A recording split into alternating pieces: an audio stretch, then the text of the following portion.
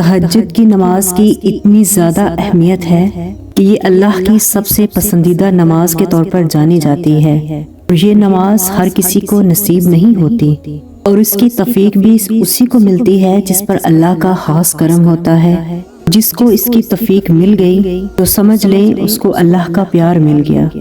وہ نماز جس کے بارے میں میرے نبی کریم صلی اللہ علیہ وآلہ وسلم نے فرمایا کہ جب نوجوان بندہ تہجد کے لیے اٹھتا ہے تو میرا رب مسکراتا ہے، اور رب فرشتوں کے سامنے فخر کرتا ہے جو اس کی شان کے لائق ہے۔ نماز تہجد میں ایک ایسی لذت ہے کہ جو جوانی میں ایک بار نماز تہجد کو پڑھے گا وہ بار بار پڑھے گا، کیونکہ تہجد کے وقت کا سکون صرف وہی انسان سمجھ سکتا ہے جس نے تہجد میں اللہ سے باتیں کی ہوں گی، جس نے دنیا کی محبت نہیں بلکہ اللہ کی محبت مانگی ہوگی۔ تہجد سے اگر اللہ مل سکتا ہے تو اللہ کا بندہ کیا چیز ہے؟ اور اگر آپ تہجد کے پابند ہیں تو یقین مانیں کہ اللہ نے آپ کو اس جہاں کی سب سے بڑی نعمت عطا کر رکھی ہے۔ تو جب تھک جاؤ تو اللہ کے سامنے جھک جایا کرو، کیونکہ لوگ تھوڑی سی غلطی پر چھوڑ دیتے ہیں، لیکن اللہ رب العزت کی ذات ایسی ہے جو تھوڑی سی عبادت میں بھی تھام لیتا ہے۔ وہ الہادی ہے، یعنی سیدھی راہ دکھانے والا۔ تم طلب تو کرو، تمہارے لڑکھڑاتے قدم صراط مستقیم پر وہ خود ہی گامزن کر دے گا۔ سجدے میں سر رکھنے سے وہ سارے زخموں کو اپنی محبت سے بھر دے گا۔ تہجد ایسی عبادت ہے جس کا تعلق سیدھا دل سے ہوتا ہے، اور جب رب سے عشق ہو جائے تو انسان خود بخود رات کے آخری پہر اس رب کریم سے ملاقات کے لیے حاضر ہو جاتا ہے۔ اس کی توفیق اسی کی طرف سے ملتی ہے۔ اور اگر اللہ آپ کو رمضان میں تہجد کی نماز کا پابند بنا رہا ہے تو سمجھ لو کہ وہ آپ پر اپنی رحمتیں نچھاور کرنے والا ہے۔ تہجد کے اتنے سارے معجزات انسان کی زندگی پر ہوتے ہیں کہ جن کا اس کو خود بھی علم نہیں ہوتا۔ تہجد کی نماز دل کو منور، روح کو سکون اور دل کی گہرائیوں سے دل کو اللہ کی طرف مائل کرتی ہے۔ جب انسان سجدے میں سر جھکاتا ہے اور آنسو کا پہلا قطرہ محبت بن کر وجود کو مہکا دیتا ہے۔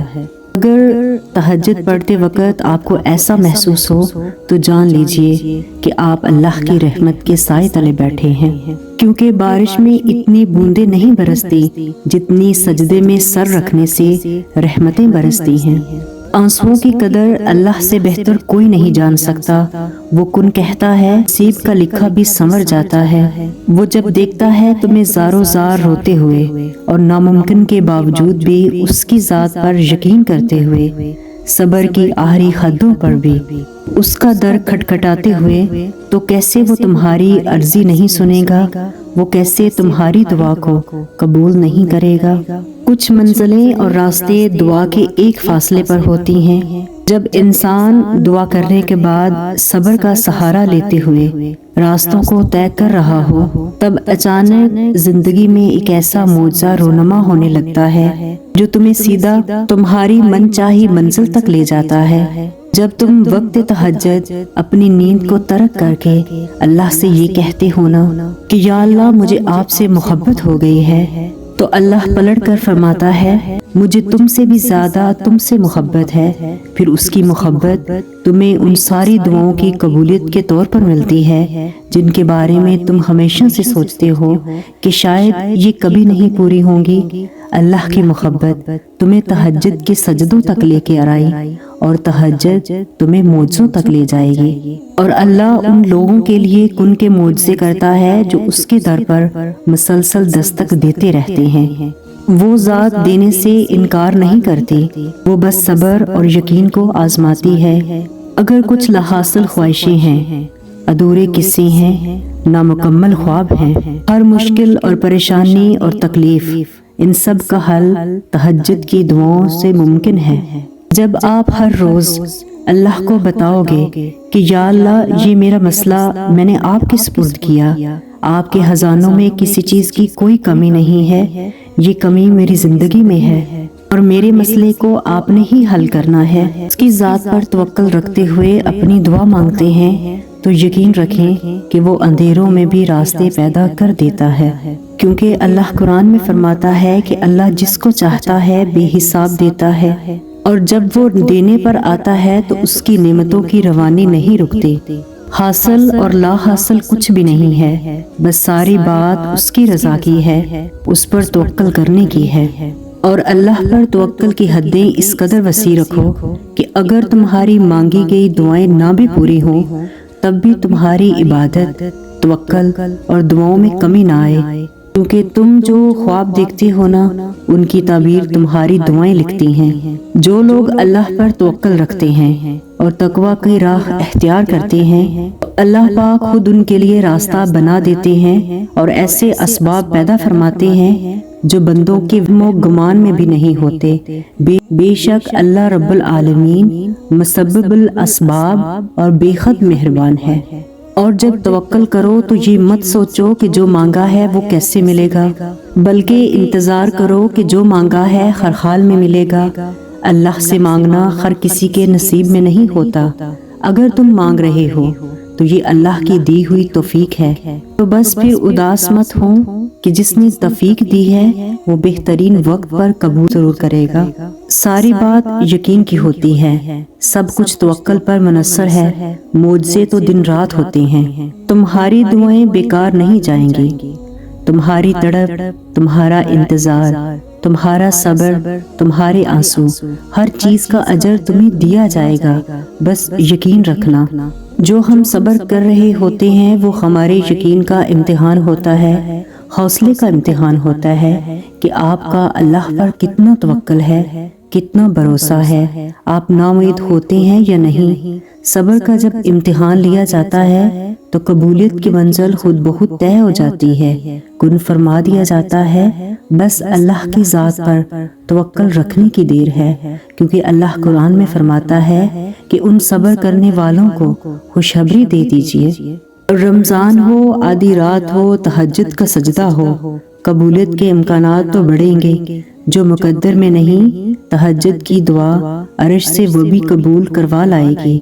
رات میں اللہ کو لگائی ہوئی پکار سیدھا عرش پر جاتی ہے، اور جب بات تہجد تک پہنچ جائے تب کہانی حقیقت بننے میں دیر نہیں لگتی۔ تم نہیں جانتے کہ اللہ نے تمہارے لیے کیا سوچ رکھا ہے، تم یہ بھی نہیں جانتے کہ اللہ نے تم تک تمہاری چاہت کو پہنچانے کے کتنے انتظامات کر رکھے ہیں۔ تم نہیں جانتے کہ اس دیری کے بعد تمہاری ہر اس دعا کی قبولیت ہے جو تم مانگا کرتے تھے۔ تم نہیں جانتے جس کی ایک تجلی سے کوہ طور راکھ ہو جائے، اس کا ایک حکم کیا کر سکتا ہے۔ تم نہیں جانتے کہ تمہارے خوابوں کو پورا کرنے کے لیے اس نے کیسی تدبیریں بنا رکھی ہیں۔ تم نہیں جانتے کہ تمہیں توڑنے میں ہی اس نے جوڑنے والے سبھی راز چھپا رکھے ہیں۔ تہجد کی دعاؤں کے لیے تو ساتوں آسمان کے پردے اٹھا دیے جاتے ہیں، اور گڑ گڑا کر مانگی گئی دعاؤں پر اللہ کن فیکن کی بارش ضرور کرتا ہے۔ اگر تہجد کی دعائیں قبول ہوں گی تو وہ آپ کو بدلنا شروع کر دیں گی، وہ آپ کو گناہوں سے بچائیں گی، آپ کو بار بار سجدے کروائیں گی۔ یاد رکھیں کہ وہ آپ کو اللہ سے ملا رہی ہیں، وہ دعائیں آپ کے نصیب کو سونے کا بنا رہی ہیں۔ وہ دعائیں قبول نہیں ہو رہی بلکہ وہ آپ کو اللہ سے قبول کروا رہی ہیں۔ جب تم ٹوٹتے ہو نا، بکھرتے ہو، تو جانتے ہو تمہیں کون سمیٹتا ہے؟ جب تم گرتے ہو تو تمہیں کون سنبھالتا ہے؟ جب تم بے بس ہو جاتے ہو تو تمہارے لیے نہ ہونے کو ہونے میں کون بدلتا ہے؟ کوئی نہیں، صرف اللہ کی ذات ہے۔ اگر آپ زندگی میں کسی ناممکن چیز کو پانا چاہتے ہیں تو تہجد کا اہتمام ضرور کریں۔ اللہ کا پسندیدہ بننا چاہتے ہیں، اللہ کے قریب جانا چاہتے ہیں، اپنے آپ کو اس دنیا کی رنگینیوں اور دنیا کی محبت سے بچانا چاہتے ہیں تو اس نماز کا ضرور اہتمام کریں، کیونکہ اس کا بلاوا صرف بعض لوگوں کو ہی ملتا ہے۔ اور اگر اللہ کسی کو نوازنے کا سوچ لے تو اسے ہی تہجد تک لے کر آتا ہے۔ تہجد کی نماز میرے اللہ کو بہت پسند ہے۔ رمضان کے بابرکت مہینے میں تہجد کی نماز کا خوب اہتمام کریں، خوب دعائیں کریں، خوب اللہ سے معجزے کروائیں، بے شک وہ کن فیکن کا مالک ہے۔